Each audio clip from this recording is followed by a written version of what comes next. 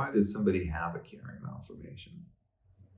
So we think, and we still think this is so for the majority of cases, that there's something structurally wrong with that person that allows the cerebellum to slide down. So it's not surprising that Chiari malformation seems to be more common in people with EDS and other connective tissue disorders. I say seems to be because it hasn't been proven. There have been some, but not a great number of studies.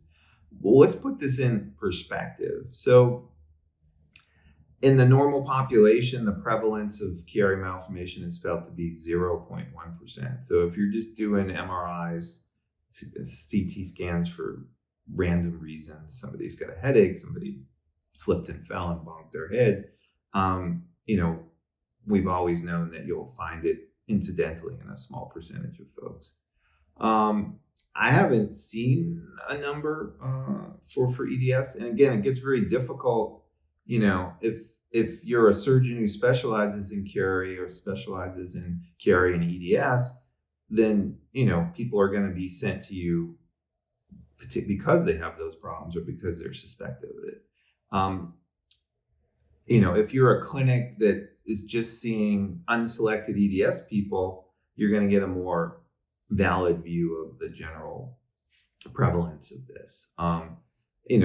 There's no such pure thing. Again, as patients come to see me for many reasons. There are people who have had orthopedic surgery and not done well from it, and their orthopedist is like, I think you're hypermobile. Go see Dr. Saperstein and see if he thinks that you have EDS. And those people may have no other problems other than an issue with their shoulder and so forth. On the other hand, I've got people, who are self-referring or being referred because they truly seem to have EDS and a lot of complications, and they've got the trifecta. Having said that, so looking at about 3,000 patients, Chiari is about 2% when I've recently looked at my database. So more than, the normal quote unquote prevalence, but not huge. So this is still a small issue. So a lot of people, are worried. It's like, well, they've had an MRI, they've had 3 MRIs, and they're like, I've never been tested for Chiari. It's like, well, if you've had a routine MRI, you've been tested for it. Again, is it possible that the radiologist didn't comment on a small degree of cerebellar ectopia? It's possible.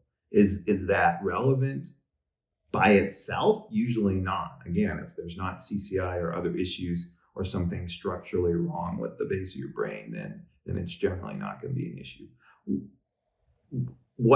Are there surgeries for Chiari that are sometimes done? Yes. So what percent of Chiari's, is surgery going to be something that's potentially an issue or helpful or something to be pursued?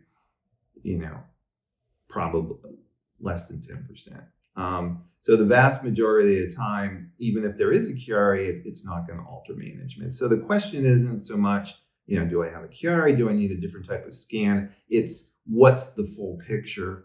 And surgery, as in most things in medicine, is always going to be the last resort.